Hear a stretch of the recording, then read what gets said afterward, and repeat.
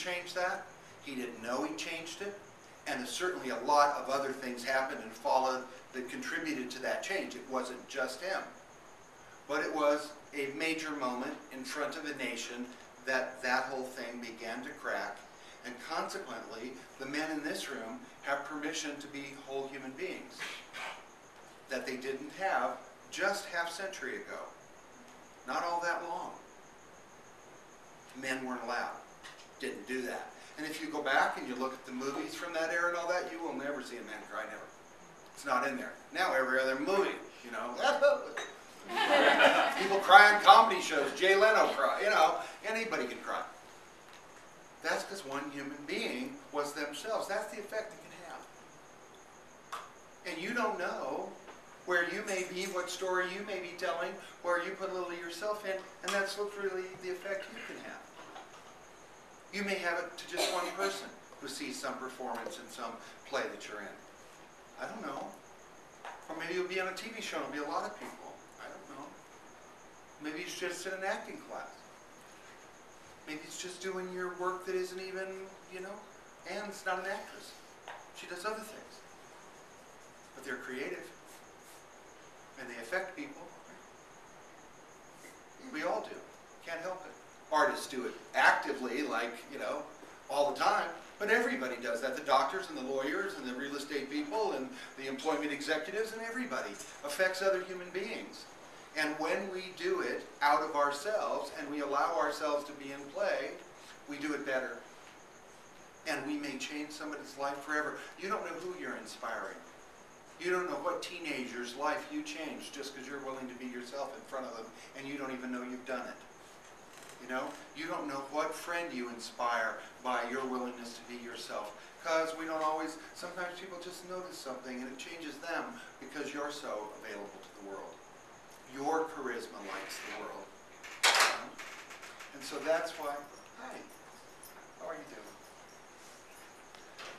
So I wanted to tell you tonight about Me Talk Silly, and I wanted to tell you about Walter Cronkite because it's the reason that we do what we do. And it's the reason that this is here to facilitate for you that ability to actively be yourself. Because you have words to put behind it. You're yourself all the time, you can't much help it. But when you make the gesture of it, you activate it. That's what's charismatic. Public self-acceptance. Go in public with yourself. That's what creates the miracle of charisma and the easing up of everybody on earth. And Walter Cronkite is just a really dynamic example of that. I suspect that there was a whole bunch of men. I know my dad. I never saw my father cry until that weekend. And I don't think he would have if Uncle Walter hadn't let go a little bit. My dad felt he could let go in front of his sons, because he would never have done that before that, ever. And thank God, because I got to know a little bit more about my dad. I got to have my dad more as an emotional unit than just dad. You know, earns the money, does the spanking. That's pretty much what my dad did. And that weekend changed our family. Changed my relationship with my brothers and my brother's relationship with me and with our dad, because that moment changed. And if Walter Cronkite hadn't lost it for a brief second, I don't know if my dad could have taken the permission to do that in the culture he lived in. That's the kind of difference that we all make, sometimes advertently as an artist, and sometimes inadvertently as a human being. That's the chance that we all have to make a difference to somebody else by us being ourselves. They get the chance to better be themselves. Okay, let's talk about Sarah Palin.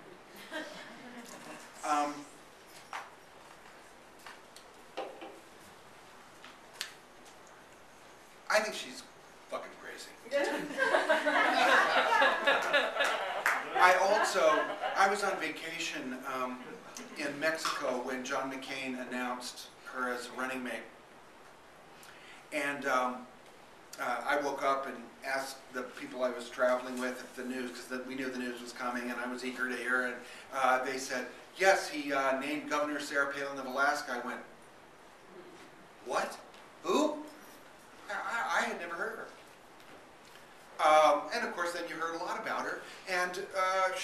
pretty charismatic person, just in terms of, you know, she's got a lot of going on.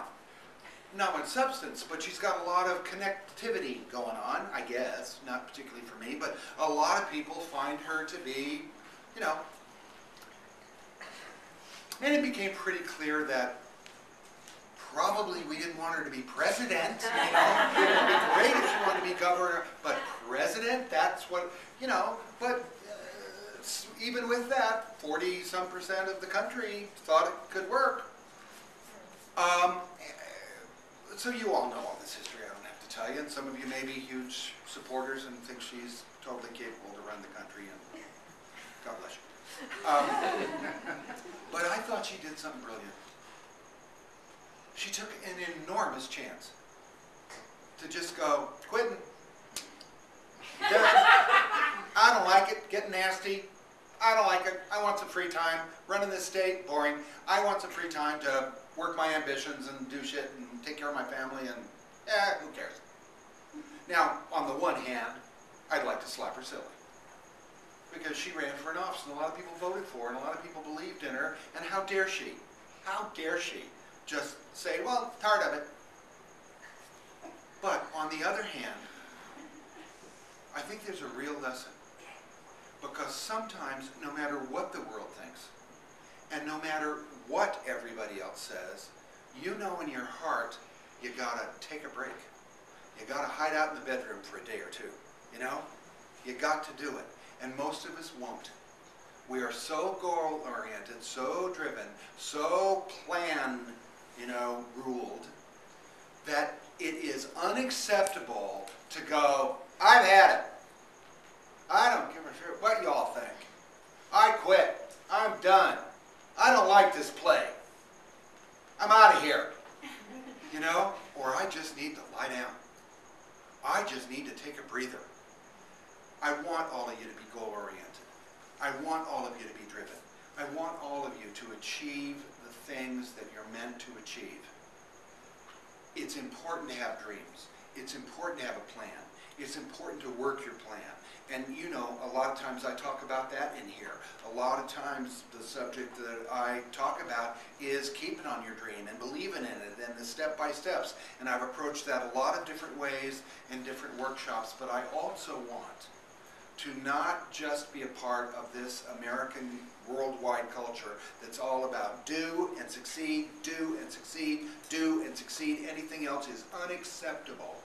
I don't want to be a part of that without saying it is also acceptable to put on the brakes, to pull the car over, to sit in the car for a while and remember where the hell you're going. How many of you, because this has happened to me, I've gotten in the car, I've driven, and because there's a way I'm used to driving, I've made a turn, and all of a sudden I go, I have just gone somewhere that is not where I'm going. I drive so on automatic pilot that I am now driven 10 minutes in a damn direction that was not where. How many of you have done that? Thank you. You know, because we're so like, gotta go, gotta get there, that sometimes we don't even assess where we're going. Or we just go by habit because we're like lemmings headed towards some damn thing, and we don't go, where am I going? So I want to say to you that there is also a great advantage to reviewing, retrenching, reconsidering. That you got to take your chances to stop and do that. Oh, I might lose some ground. Yeah. You might also gain some. I might get behind the 8 ball.